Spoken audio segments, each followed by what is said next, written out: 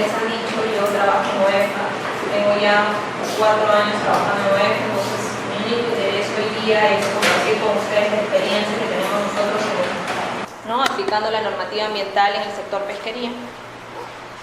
Entonces, como para romper un poco el hielo, me gustaría saber acá quiénes son abogados y quiénes son ingenieros para ver. Estamos en la parte legal y técnica. ¿Hay abogados? Tú, estudiante. Ya eres así. ¿Y los demás? ¿Podemos empezar tal vez por allá? Yo soy ingeniero ambiental. Ingeniero ambiental. ¿Ya terminaste? Sí, ya. ¿Cuál es tu nombre? Ignacio Luna. Ignacio. ¿Tú? Ingeniero geográfico. Geógrafo. Ingeniero geográfico. ¿Ya? ¿Cuál es tu nombre? Eric Ramos. Si nos vamos diciendo nuestro nombre, Ignacio, Eric, Omar. Omar, Ingeniero agrícola. Ingeniero agrícola. agrícola. Omar, Eric, Ignacio. Ignacio, Eric, Omar. Tú eres Lisbeth, abogada. ¿Usted? Bióloga. Nosotros en OEFA tenemos muchos biólogos, muchos ingenieros pesqueros, ambientales. O sea, es una rama multidisciplinaria, ¿no? O sea, nosotros vemos mitad. ¿Cuál es tu nombre? Yesenia Herrera, soy ingeniera ambiental. Ingeniera ambiental. Estábamos presentándonos un poco. ¿Cuál es tu nombre? Marisol Vera, también ingeniero ambiental. Ingeniera ambiental. Alex. Biólogo. Muy bien. Entonces, hola, ¿qué tal? Bueno, vamos a comenzar hablando un poco de lo que es la parte general, ¿no? ¿Qué es la actividad pesquera y qué es lo que involucra, ¿no? La actividad pesquera. La actividad pesquera es un conjunto de acciones, ¿no?, que nos permiten la obtención de beneficios, ¿no?, a través de la transformación. Entonces, la idea es transformar recursos hidrobiológicos en todas sus fases productivas, ¿no? Entonces, dentro de esta actividad pesquera tenemos la extracción y el procesamiento. La extracción, que es a través de las flotas, las embarcaciones que extraen la materia prima, ya sea anchoveta, caballa, entre otras especies, ¿no?, y o las llevan a sus plantas de procesamiento o en su defecto las venden para que éstas sean procesadas. Y luego viene la etapa del procesamiento. La etapa del procesamiento ya es la transformación a harina, enlatados, congelado, curado, ¿no?, etc. Entonces, más o menos así se presenta lo que es la actividad pesquera, ¿no? Tenemos las actividades con destino al consumo humano directo y las actividades con destino al consumo humano directo e indirecto. Ahora, si ustedes tienen alguna duda mientras yo voy explicando, no tengo ningún problema en que me interrumpan. La idea es que hagamos un diálogo y podamos también conversar o de pronto plantear algunos casos, ¿no? Entonces, dentro de las de consumo humano directo tenemos las actividades de congelado, las de enlatado como el atún, ¿no?, la caballa, el entomatado, etc. Y el curado, que también lo llaman el seco salado. Y dentro de las actividades con destino al consumo humano indirecto tenemos las harineras, ¿no?, principalmente, que es la harina de pescado convencional, que es una harina de menor calidad, la harina de alto contenido proteínico, que es más rica, ¿no?, en proteínas, y la harina de pescado residual y descartes, que lo que hace es procesar los residuos hidrobiológicos, ¿no?, o también las especies que han sido empleadas para descarte, para evaluación o muestreos, ¿no? Entonces, en ese sentido tenemos más o menos graficado lo que es el procesamiento pesquero industrial. Acá tenemos a las harineras, las de congelado, las de enlatado y las de curado. Todas estas son a través de un procesamiento, lógicamente, ¿no?, que viene desde la extracción, el prensado para el tema de las harinas, ¿no?, o el lavado, el fileteado para el tema de congelado, el envasado para el enlatado, ¿no?, y para el curado el seco, ¿no?, a través de determinados salmuera que le llaman, ¿no? Todo es un proceso. Entonces, más o menos desde este punto parte lo que es toda la actividad pesquera y lo que va a ser su análisis, su protección ambiental, ¿no? Por eso es que existe el Organismo de Evaluación y Fiscalización Ambiental, justamente para fiscalizar que estas actividades se desarrollen en el marco de la protección ambiental y el cumplimiento de la normativa. ¿Cuál es el problema? ¿No? Todas las empresas tienen el lado productivo, que es el procesamiento, y es lo que a las empresas les permite lucrar y obtener beneficios, digamos, económicos. Pero existe el otro lado, que es la generación de efluentes durante el procesamiento o la generación de emisiones, ¿no? Esos son los dos principales componentes que nos llevan a nosotros a desarrollar un sinfín de normativas, ¿no? Y la fiscalización está basada justamente en el cumplimiento de las medidas de mitigación que centradas en evitar que estos efluentes y estas emisiones impacten al medio ambiente. Entonces tenemos el tema de efluentes y emisiones que son principales. ¿Qué es lo que busca la fiscalización ambiental? Lo que busca es el equilibrio entre las actividades productivas y el cumplimiento de las medidas de mitigación, la protección al medio ambiente, ¿no? Que es nuestro bien jurídico protegido. El bien jurídico protegido es el ambiente. Entonces, lo que se busca con la normativa es que todas esas actividades sean desarrolladas en el marco del cumplimiento de las medidas de mitigación, ya sea de acuerdo a lo señalado en sus instrumentos de gestión ambiental, que lo vamos a ver más adelante, o en cumplimiento de la normativa ambiental. Este es el marco legal más o menos genérico de lo que es la fiscalización ambiental que realiza el OEM. Ver cómo hay más ingenieros, les voy a explicar un poquito. La Constitución política es la norma madre, ¿no? De todo lo que es la parte normativa de las leyes, los decretos, etc. Entonces, esta Constitución lo que nos dice es que todos nosotros tenemos derecho, ¿no?, a gozar de un ambiente sano y saludable, en equilibrio con todas las actividades.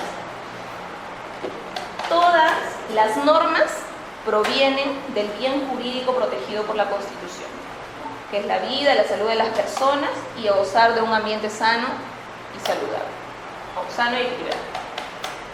Entonces tenemos la Ley General del Ambiente y las leyes sectoriales, ¿no? Las leyes de cada sector, se podría decir. PRODUCE tiene sus normas, OEFA tiene sus propias normas, el MINAN tiene sus normas, el Ministerio de Transportes tiene sus normas de acuerdo o basadas, ¿no?, en su realidad. Entonces, la Ley General del Ambiente y las leyes sectoriales. Debajo de estas tenemos la ley del CIA, que es la ley del Sistema de Evaluación y del Impacto Ambiental, que lo tienen graficado más o menos ahí. ¿Les han dado sus diapositivas? Ya les van a dar seguramente.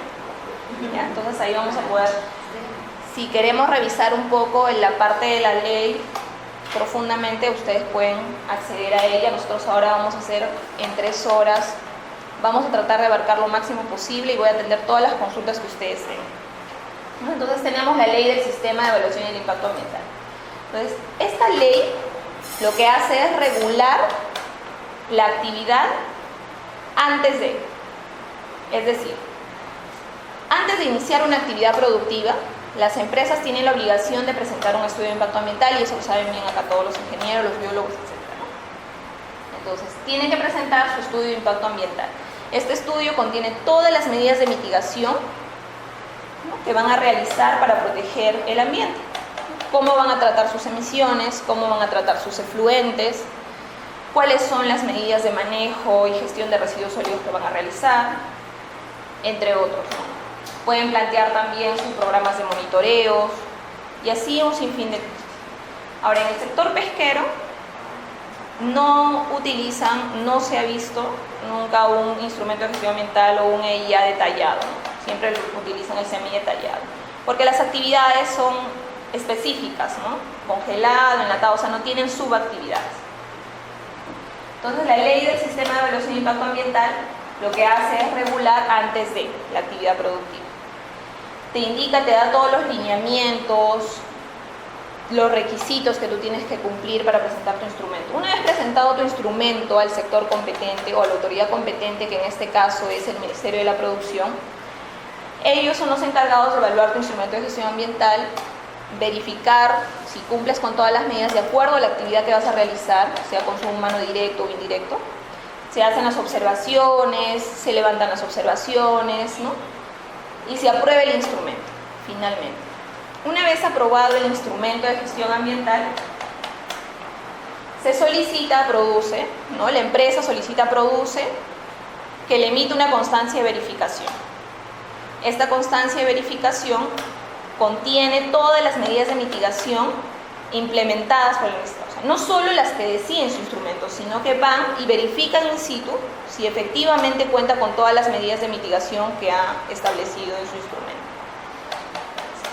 Al verificar todo ello, si levantan la constancia de verificación, recién con esa constancia de verificación en la aprobación de su instrumento, lo que hacen es solicitar al Ministerio de la Producción que les otorgue una licencia de operación, ya sea para harina, de acuerdo a lo que, ¿no?, se ha presentado en el instrumento de gestión ambiental. Con esta constancia y la aprobación de su instrumento ya Produce puede otorgar una licencia de operación.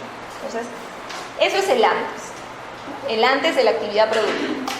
Es lo que regula la ley del sistema de evaluación de impacto ambiental. Posterior a ello, ya viene la fiscalización. Entonces, ahí entra a tallar OEFA. OEFA lo que hace es fiscalizar obligaciones ya establecidas, compromisos ambientales ya establecidos en el instrumento, o de lo contrario, obligaciones que ya han sido aprobadas por la norma, ¿no? La autoridad competente puede sacar normativa, como por ejemplo, más adelante les voy a mencionar, saca guías para la elaboración de protocolos de monitoreo, establece frecuencias, existe un protocolo para el monitoreo de efluentes, de emisiones, ¿no? Entonces, el cumplimiento de esas obligaciones y el cumplimiento de los compromisos asumidos por el administrador en su instrumento son fiscalizados por OEFA. OEFA no aprueba compromisos, no es competente para modificar compromisos tampoco. Lo que hace es fiscalizar lo que ya ha sido aprobado por la autoridad competente. Entonces ahí entra lo que es la ley del Sistema Nacional de Evaluación y Fiscalización Ambiental, que es ya el post a la actividad productiva, ¿no? Ya cuando ya están realizando las actividades productivas. ¿Hasta ahí tienen alguna consulta? Mencionaba que los instrumentos de gestión ambiental eran semi-dellados. Es porque ya tienen términos de referencia, digamos, predeterminados. Exactamente. Tienen actividades específicas, ¿no? Por ejemplo, en minería sí existen instrumentos de gestión detallados, ¿no? Porque tienen actividades, subactividades, ¿no? Como explotación, exploración, refinamiento, entre otros, ¿no? En cambio, en pesca, lo único que tenemos son actividades ya establecidas, ya definidas, ¿no? Planta de congelado, planta de curado, planta de harina, no tienen subactividades, ¿no? Es una actividad ya el reglamento ya tiene una clasificación anticipada. Una clasificación de las actividades. Ser comunes, me refiero. O sea, por ejemplo, los reglamentos de otros sectores, Ya. de acuerdo a la actividad y a las características del territorio, establecen clasificaciones anticipadas. O sea, ya te dicen si es un semidetallado, un detallado, una DIA, y en caso existiera alguna duda, presentas un EVAP, una evaluación ambiental preliminar. Quería saber si eso está incluido en su reglamento o es un reglamento de repente muy antiguo, ¿no? Que de repente no considera eso. No específicamente, no lo dice literal, no dice literal que solo va a ser semidetallado. Sin embargo, las actividades pesqueras por lo general, o siempre, me atrevería a decir, se realizan en propiedades. O sea, no hay concesiones, no hay como en minería, por ejemplo, ¿no? Que te otorgo esta concesión y vamos a evaluar si este suelo es. Entonces, en cambio en pesca, tú operas o sacas tu licencia para operar en tu propia planta, en tu terreno, ¿no? Entonces, lo único que habría que cuidar ahí si es la zona es industrial, si existe la licencia, si ha solicitado la licencia de la municipalidad, etc. Entonces, no hay necesidad de verificar esa parte del terreno, ¿no? En acuícola sí tenemos concesiones, autorizaciones y concesiones. Las autorizaciones en terreno propio y las concesiones en la maricultura, digamos, ¿no? Entonces, acá lo que les quería comentar es que sí existe, Produce sí tiene una resolución, tiene 2 resoluciones en las que establece lineamientos, ¿no? Lineamientos para la formulación de la evaluación de las actualizaciones de los estudios de impacto ambiental semidetallados. O sea, el reglamento en sí no te dice literalmente, oye, no puedes tener un instrumento, no es literal, ¿no? Pero todo tiende a desprender que solamente el semidetallado es suficiente para iniciar la actividad. Entonces sí tiene resoluciones para el tema, tiene lineamientos, ¿no?, para la formulación de la evaluación de actualizaciones, y tiene también lineamientos, justo lo he impreso hoy para que ustedes, si ya desean, se los puedo pasar luego para que lo tengan. Lo sube el módulo. Ya está bien, yo lo subo al módulo. También tiene lineamientos para la formulación de evaluación de instrumentos de gestión ambiental complementarios.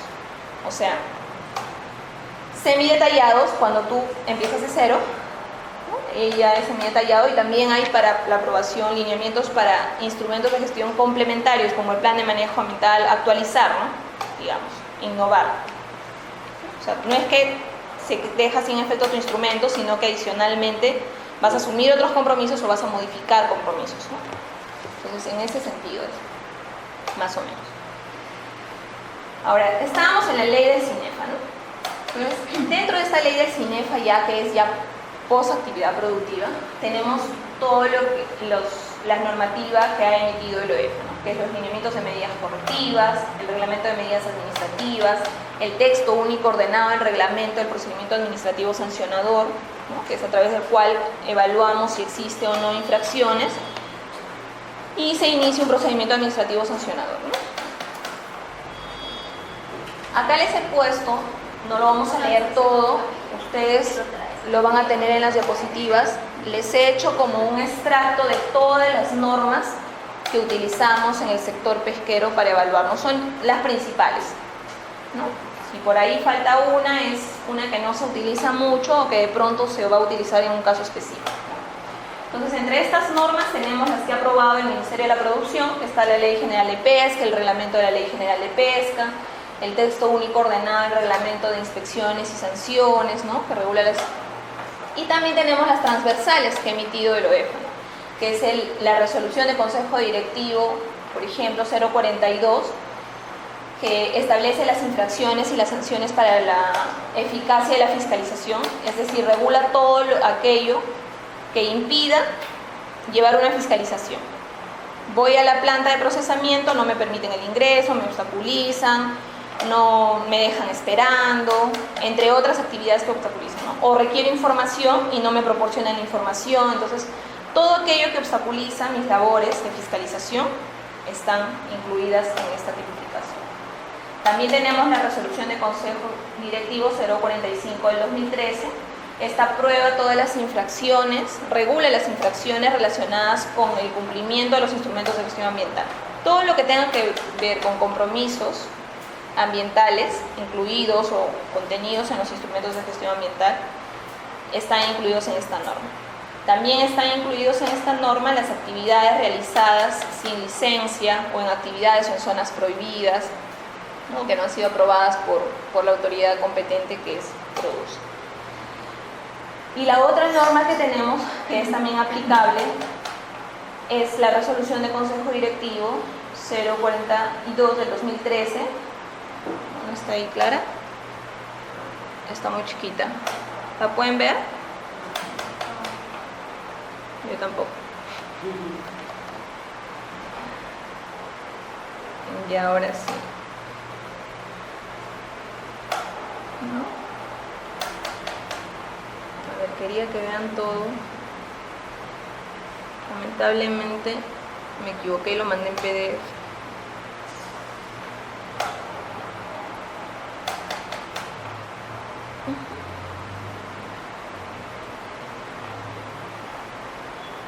Creo que ahí la pueden ver mejor. Tenemos, claro, la 045, ¿no?, que apruebe el tema del exceso del MPES. Vamos a ver más adelante toda la regulación del MPES, que es muy importante también. Y tenemos finalmente la 049, que tipifica las infracciones de los instrumentos de gestión ambiental que ya les comenté. Hay otras normas que las vamos a ir viendo ahora.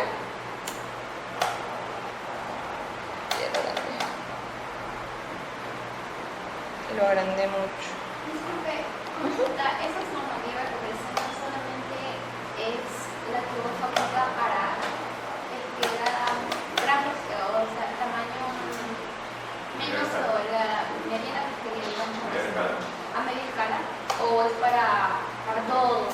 A ver, cuando se realizó la transferencia, que fue el 16 de marzo del 2012, la única competencia que fue transferido EFA es respecto a las industriales. Nada de las artesanales. Las artesanales están con Produce o los gobiernos regionales. Entonces solamente industrial está con OEFA. Y en acuicultura lo que es mediana y gran empresa. Nada más. ¿Y dónde puedo encontrar más información con respecto a mediana y pequeña? El tema de normativa, digamos. La normativa en el reglamento. También está en el reglamento.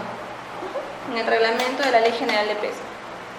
O sea, sí existe la regulación, ¿no? Y te dice desde qué capacidades o de qué tipo de actividades son competentes ellos y qué actividades son competentes los gobiernos regionales. Pero a OEFA solo ha sido transferida la parte industrial, ya todo lo que es las plantas de procesamiento industrial. No, pero en el caso, por ejemplo, de los, por ejemplo, estoy viendo ahí dice LMPs, específicamente para efluentes, pero para pesca artesanal, ¿existe una normativa? No. Las artesanales tienen otro tipo de regulación.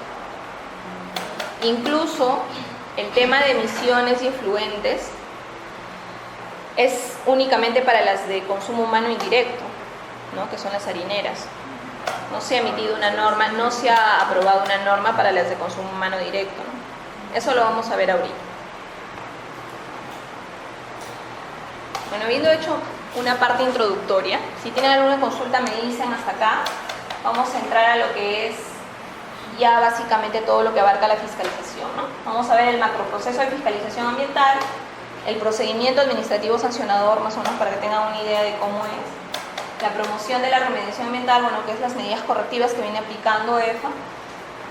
Y bueno, vamos a ver, he traído un caso práctico que si nos alcanza el tiempo lo podemos desarrollar con calma, ¿no? Que es bonito porque tiene temas de titularidad, es decir, de quién es el titular del derecho. En las pesqueras se da mucho este tema de la compra-venta, arrendamiento, entonces la transferencia muchas veces es solamente por contratos privados y no se actualiza la titularidad. Entonces, si cometen una infracción, ¿quién es responsable? ¿El titular o el que operaba? ¿No? Entonces, eso ha sido materia de debate muchas veces y ya tenemos un pronunciamiento del tribunal. Entonces, justamente les he traído un caso del tribunal que ha salido hace poco, es así calientito, entonces, para que podamos evaluarlo y podamos ver de pronto algún otro criterio que ustedes también puedan plantear. Entonces, este es el macroproceso de la fiscalización ambiental. Estas son las funciones que realiza OEFA: supervisión, evaluación, fiscalización, sanción y aplicación de incentivos.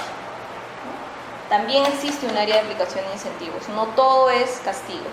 También existe, o es primero prevención, ¿no? Previenes, sanción y también incentivos.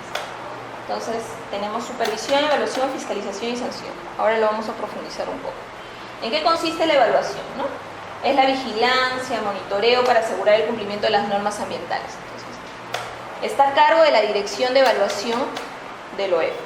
Existe una dirección de evaluación, una dirección de supervisión, una dirección de fiscalización ambiental, ¿no? Que es la DFSAI. Entonces, la dirección de evaluación se encarga de monitorear las zonas de incidencia, ¿no? Detecta. Entonces, las áreas cercanas a los establecimientos industriales, a las mineras, entonces detecta, informa a OEFA, informa al MINAM, puede informar a cualquier otra autoridad competente, ¿no? Que involucre este impacto. Entonces, a raíz de esto, ya OEFA toma medidas, fiscaliza, no sé, emite medidas preventivas, de acuerdo al caso en particular. Luego viene lo que es la supervisión directa.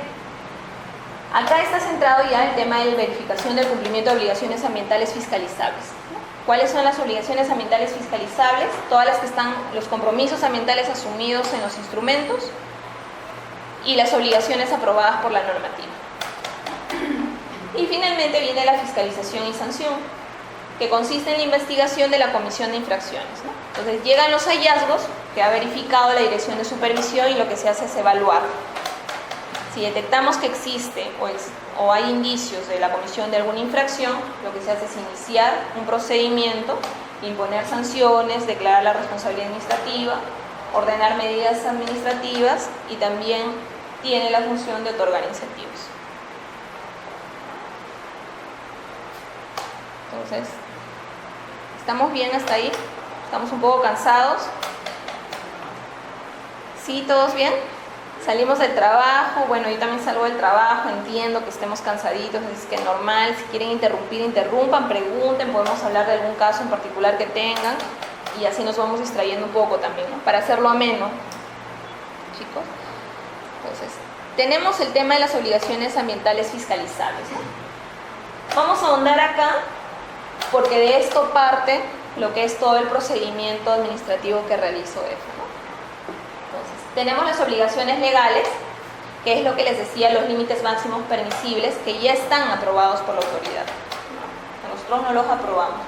En el caso de fluentes, lo ha aprobado el Ministerio de la Producción y para emisiones lo ha aprobado el MINAM. Y tenemos las obligaciones derivadas de los instrumentos de gestión ambiental. En estas están las medidas de control, que son estándar de calidad ambiental, están las medidas de prevención, como los planes de contingencia, ¿no? Están las medidas de mitigación, están las medidas de remediación, ¿no? Ante esto que ocurra, ante este suceso, yo voy a actuar de esta manera.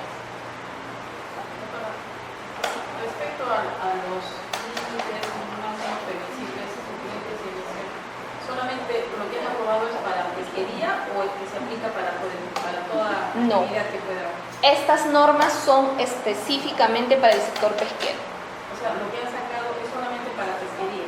Exactamente. Con respecto a efluentes y emisiones. En efluentes y emisiones. Ya, pero ojo, cada sector tiene su normativa. Lo que hoy yo voy a explicar es únicamente lo específico al sector pesquero, ¿no? Entonces, para no confundirnos un poco, las normas que les voy a ir explicando más adelante son específicas y exclusivamente para el sector pesquero. Entonces, tenemos estas que son los límites máximos de fluentes, emisiones, y dentro de las obligaciones derivadas de los SIGAS tenemos las medidas de control, prevención, mitigación y remediación, ¿no? ¿Qué son los límites máximos permisibles? Bueno, respecto a las otras obligaciones, lo que hacemos es verificar, ¿no? Para entrar ya al tema de los límites máximos, que es más normativo, lo que hacen es, les explico un poco cómo empieza todo este tema de la fiscalización. La Dirección de Supervisión lo que hace es verificar los instrumentos de gestión ambiental antes de salir a campo. Verifica, hace un resumen, un cuadro resumen se podría decir, y va detallando cuáles son los compromisos ambientales principales y respecto a equipos, implementación de equipos, ¿no? Para el tratamiento de fluentes, emisiones. Hace un cuadro detallado y se va a campo. Se va a campo y lo que hace es un checklist, ¿no? Verifica, ya esto está funcionando, esto está implementado, esto está implementado, esto está implementado. Gracias. Esto está funcionando, esto no, esto está inoperativo, eso todavía no lo ha implementado, en su instrumento decía que lo tenía que implementar en tal año, no lo ha hecho, ¿no? Entonces todo eso informa. En base a eso, también ordena medidas preventivas, ¿no? La Dirección de Supervisión es competente para ordenar medidas preventivas. Si de pronto observa que, no sé, un hecho está impactando demasiado y que no podemos esperar un poco más, ordena medidas preventivas. No sé, cesa tu vertimiento de fluentes.